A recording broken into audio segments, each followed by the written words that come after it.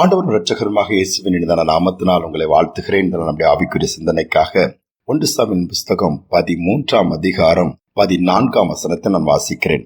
இப்போதோ உம்முடைய ராஜ்யபாரம் நிலை நிற்காது.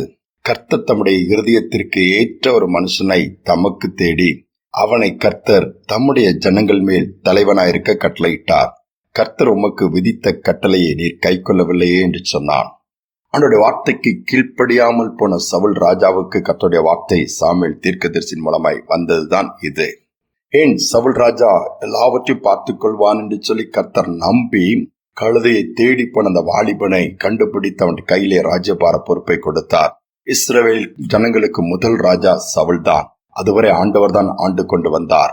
ஜனங்களோ எங்களுக்கு ராஜா வேண்டும் என்று பிடிவான பண்ணினாலே கொடுத்தார். ஆனால் நம்பி கொடுத்தார். ஆனால் அந்த நம்பிக்கைக்கு ஏற்ற விதமாய் சவுல் ராஜா கர்த்தருடைய வார்த்தையை நிறைவேற்றவில்லை. அதனால் என்ன பண்ணுகிறார்? ஆண்டவர் ஆல்டர்னேட்டிவ் சவுலை விட்டுவிட்டு தமது இதயத்திற்கு ஏற்ற தன்னுடைய விருப்பத்தை நிறைவேற்றுகிற தனக்கு நம்பிக்கைக்குரிய ஒரு மனிதனை தேடுகிறார். அப்பொழுதுதான் ஆடு மேய்த்துக் கொண்டிருந்த தாவீதின் மேல் கர்த்தருடைய கண்கள் படுகிறது.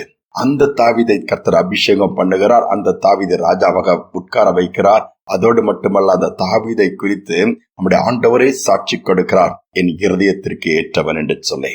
நம்மை குறித்து ஆண்டவர் இன்னைக்கு என்ன சொல்லுவார்? அப்படிப்பட்ட ஒரு வார்த்தை சொல்ல முடியுமா? மனிதர்கள் நம்ம நல்லவங்கன்னு சொல்லணும் எவ்வளவோ காரியங்களை நம்மள எல்லா நெகட்டிவா மறைத்து பாசிட்டிவான காரியங்களை தான் நம்ம வெளிப்படுத்துகிறோம். ஆனால் ஆண்டவர் இருதயத்தை பார்க்கிறார். மனிதர்கள் கொடுக்கிற சர்டிபிகேட்டை காட்டிலும் ஆண்டவர் கொடுக்கிற சர்டிபிகேட் ரொம்ப முக்கியம். நம்மை குறித்து ஒருவேளை ஆண்டவருக்கு முன்பாக நிற்கும் பொழுது அவர் என்ன சொல்லுவார்?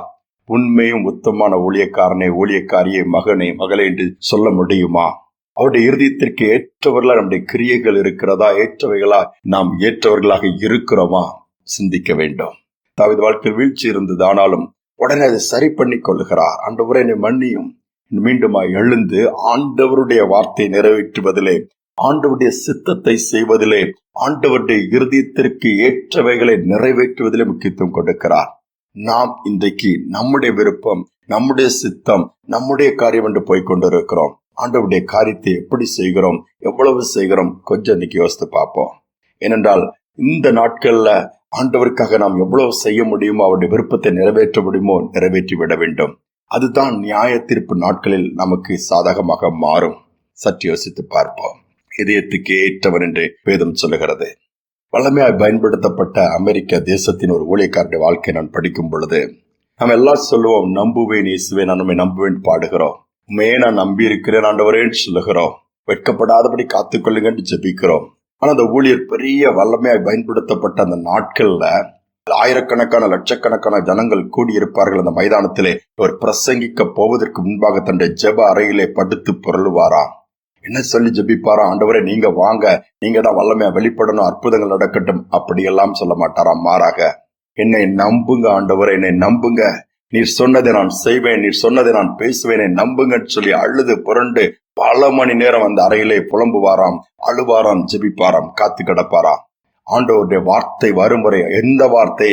மகனே நான் உன்னை நம்புகிறேன், நீ போய் பிரசங்கி, மகனே நான் உன்னை நம்புகிறேன், நீ போ என்று சொல்லும் வரை அந்த ஊழியர் அந்த அறையை விட்டு வெளியே வரமாட்டாராம். அந்த வார்த்தை ஆண்டவருக்கு பெற்றுக்கொண்டவுடன் ஆயிராக்கியத்தோடு போய் சிங்கத்தை போல கர்ஜிப்பாரா. அத்தனை ஜனங்களையும் அந்த வார்த்தைகள் ஒழுக்குமா, மனம் திரும்புவார்களாம். ஒரு பெரிய மனம் திரும்புதலின் ஆவி ஊற்றப்படும். லட்சக்கணக்கான ஜனங்கள் கர்த்தர் பக்கம் திரும்புவார்கள். ஒரு எழுப்புதலின் தீய பற்ற வைத்தார், அசைத்தார். ஆண்டவரை நாம நம்புறோம். ஆனா ஆண்டவர் நம்ம நம்புகிற அளவுக்கு நம்பிக்கைக்குரியவர்களா நம்ம இருக்கிறோமா? ஜெபிப்போம். அன்பின் தகப்பனே, நாங்க அநேக நேரம் உண்மை நம்புகிறோம் என்று பாடுகிறோம், உண்மைதான் நம்பி இருக்கிறோம் சொல்லுகிறோம். அதே நேரத்துல உங்களுக்கு நாங்க நம்பிக்கைக்குரியரா அநேக இடத்துல இல்லப்பா. இதனால் எங்களை தாழ்த்தி ஒப்பு கொடுக்கிறோம். இருதயத்தின் விருப்பத்தை நிறைவேற்றுகிறவர்களா எங்களை மாற்றுங்க. நாங்கெல்லாம் எங்க விருப்பதான் நிறைவேற்றுங்க ஆண்டவரே, இதெல்லாம் வேண்டும், அது வேண்டும் என்று பெரிய லிஸ்டை கொடுக்கிறோம், ஜெபிக்கிறோம். என் பதில் கொடுக்கிறீர், செய்து கொடுக்கிறீர், ஆனால் அதை மறந்து விடுகிறோம். இந்த நாளிலும் கூட இந்த சிந்தனையிலே கிறிஸ்துவுக்கு பிரியமாய், கிறிஸ்துவின் சிந்தையாய், உம்மை பிரியப்படுத்துகிற ஒரு வாழ்க்கை, இப்படி சித்தத்தை செய்கிற ஒரு வாழ்க்கை எங்களுக்கு ஏற்படுத்தி கொடுங்கப்பா. அப்படிப்பட்ட சிந்தை இந்த கேட்டுக்கொண்டிருக்கிற ஒவ்வொருவருக்கும் உண்டாகட்டும். எல்லாவற்றிலும் உம்மை நம்பி உம்முடைய விருப்பத்தை நிறைவேற்ற ஒரு நாள் சொல்லணும், கொடுத்ததுல கொஞ்சத்தில் உண்மையா இருந்த, கொடுத்த கொஞ்ச காரியத்துல உண்மையா இருந்தா பாராட்டணும்பா. வார்த்தைகள் எங்களுக்கு எங்கள் வாழ்க்கையில அதற்கு தகுதியுள்ளவர்களை எங்களை மாற்றுங்க.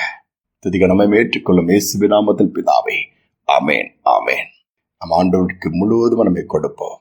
நம்மை நம்பி கொடுத்த பொறுப்புகளை அவர் வரும் வரை உண்மையாய் அவருடைய விருப்பத்தின்படி செய்து காத்துக்கொள்வோம். சிந்தனையோடு நாளை தொடருவோம். மீண்டுமாய் நாளை தினம் சந்திப்போம்.